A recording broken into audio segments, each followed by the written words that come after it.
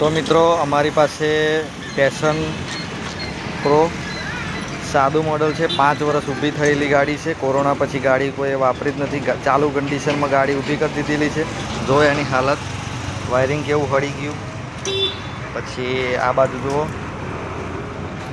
પછી અંદર ઉંદેડાઓએ ઘર બનાવેલું છે, જોઈ લો. આ બાજુ બી ઉંદેડાઓએ ઘર બનાવ્યું. અને જુઓ, સ્ટેન્ડ મેં નવું નાખ્યું. સ્ટેન્ડ હરી ગયું હતું, ચેન ચક્કર ખલાસ થઈ ગયું, ટાયર એકદમ જામ હતા, ચાલતું નહોતું ગાડું. અને બધેથી આ ગાડી હરી ગઈ છે.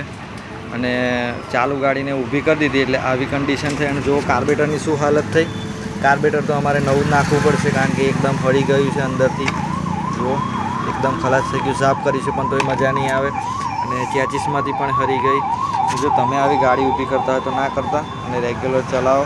અને જો ઊભી કરો તો વ્યવસ્થિત જગ્યાએ ઊભી કરો અને મસ્ત રીતે ગાડી ચલાવો.